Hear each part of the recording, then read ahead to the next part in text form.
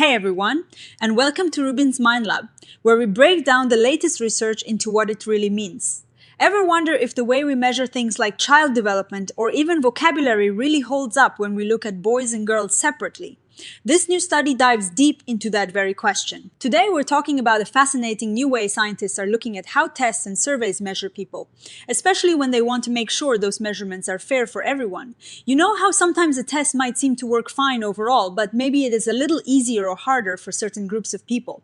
This paper explores a really smart way to figure that out, and more importantly, why it happens.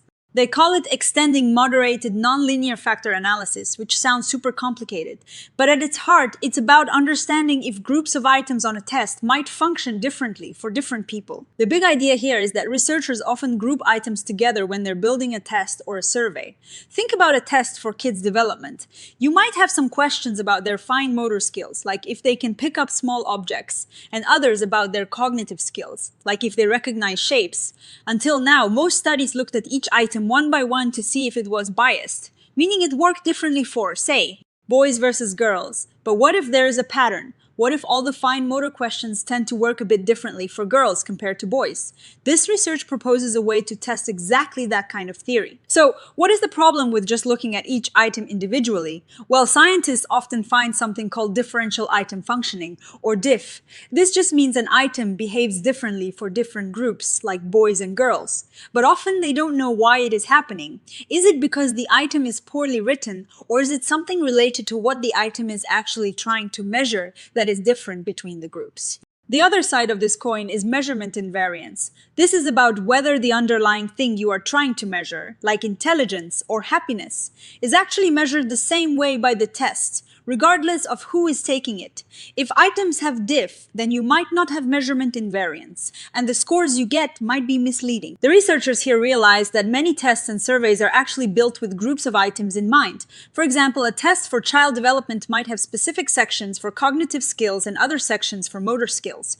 The problem is, until now, most statistical tools didn't really have a way to test if an entire group of items, rather than just one single item, was causing measurement differences between groups of people. This paper introduces a way to do just that. They want to make testing more theory-driven, meaning you can use your knowledge of the test to form specific hypotheses about why certain items might behave differently, and test those hypotheses. So they're proposing a way to extend existing models called moderated nonlinear factor analysis, or MNLFA.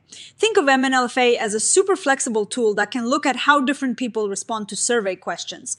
Their big innovation is to say, okay, instead of just looking at each item's parameters changing based on whether someone is a boy or a girl, let's see if we can model it so that a whole group of items has its parameters changed together. For instance, they could test if all cognitive development items show a different pattern for boys versus girls, or if all fine motor development items do. This is powerful because it lets researchers test theories about why differences emerge, not just that they emerge. Here is the simple version of what they did. They took existing statistical models that are already used to check for fairness in tests, and they added a new layer. Imagine you have a test with 30 items. Normally, you might check each of those 30 items for DIF against gender. This new method lets you say, okay, let's group items 1 through 10 as cognitive items, items 11 through 20 as fine motor items, and items 21 through 30 as gross motor items. Then, you can specifically test if the entire group of fine motor items shows DIF related to gender, or if the entire group of gross motor items does. They can even allow for individual items within those groups to have their own unique DIF effects. On top of the group effect, if their theory suggests that it is like having a zoomed out view and a zoomed-in view at the same time. Now, like most sophisticated statistical tests, this kind of analysis needs something called anchor items. These are basically items that the researchers assume don't have any DIF, and they help the model set a stable baseline for comparison. Think of them as fixed points on a ruler when they added item groups. They needed to make sure there was at least one anchor item within each group to keep things stable. This is a technical detail, but it is important for making sure the results are reliable. To show how this works, they used a real example. They looked at data from a developmental instrument for young children, measuring things like gross motor, fine motor, and cognitive skills. The idea was to see if, for 18-month-old children, a general score that treated all these skills as equal might be misleading when comparing boys and girls. They hypothesized that the fine and gross motor items might show different patterns for boys and girls compared to the cognitive items. And what did they find? Big news. The model that allowed for differences in how boys and girls performed on the motor skills items compared to cognitive items fit the data much better than a model that assumed everything was the same for everyone. They found that generally, when looking at cognitive items, girls seemed to be doing better than boys. But when they looked at the motor items, the pattern flipped, and boys seem to be doing better than girls. This means that if you just added up all the scores without considering these group differences, you might be overstating a boy's cognitive development while understating his motor development, and the opposite for girls. It is not that one group is smarter or more developed overall, but that the specific areas of development might be showing different patterns based on gender. This is a crucial distinction that standard tests might miss. To make sure their new method was solid, they ran a simulation study. This is like creating fake data based on known patterns to see if their analysis tools can reliably find those patterns. They created many different scenarios, varying the number of people, the number of items, and how big these group effects were. The simulation results were really promising. They found that their method was good at recovering these item group effects, meaning it could correctly identify when groups of items were functioning differently for different people. They also found that the flukometer or p-value was well controlled, meaning the method didn't falsely claim there was a difference when there wasn't one. The more data they had and the bigger the effect was, the more certain they were about their findings, which is exactly what you'd want from a good scientific tool. They also showed a couple more examples of how their method can be used. One looked at vocabulary development in children, grouping words by whether they were nouns, adjectives, or verbs.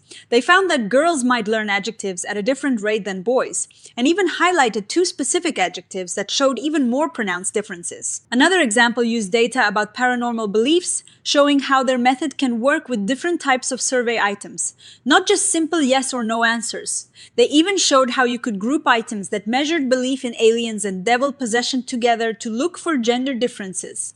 This demonstrates the real flexibility of their approach. So, what is the takeaway from all of this? This research offers a really powerful new way to analyze psychological and educational data. Instead of just looking for individual bad items, researchers can now use their theoretical knowledge to test hypotheses about whether entire groups of items might be functioning differently for different populations. This takes DIF and measurement invariance analysis from just a statistical check to a deeper exploration of how constructs are measured across different groups. It's not just about finding problems, it's about understanding why they might exist and what that tells us about the construct being measured and the people who are being measured. For instance, in the child development example, they didn't just say the test was biased. They said, look, there are different patterns in cognitive versus motor development related to gender. This deeper understanding can help us interpret scores more accurately, especially when we're comparing groups or making important decisions based on test results. Now, of course, no study is perfect. This method requires more upfront thinking and planning from researchers, because you have to decide how to group your items based on theory. It is not an automatic find the problem button. Also, the researchers themselves mentioned that their findings aren't necessarily causal. They found differences, but they can't definitively say why those differences exist without more research. They also emphasize that this isn't a replacement for understanding if your test is measuring multiple things instead of just one, but it is a powerful tool for understanding potential biases within that framework. This is really exciting work because it moves us towards making assessments fairer and more informative. It helps us understand that when we measure complex human traits and abilities, a one-size-fits-all approach might be missing crucial nuances. By looking at how groups of items behave, we can get a much clearer picture of how different people experience and interact with the things we are trying to measure.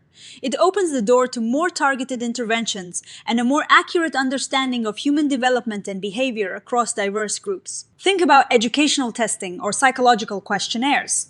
This could help ensure that tests measuring essential skills are truly equitable, and that differences observed are due to actual differences in ability or knowledge, not just the way the questions are framed for certain groups. It's a step towards making sure our measurements truly reflect what they're supposed to measure for everyone. So, what do you think about this approach? Does it make sense to look at patterns across groups of items instead of just single items? Let me know your thoughts in the comments below.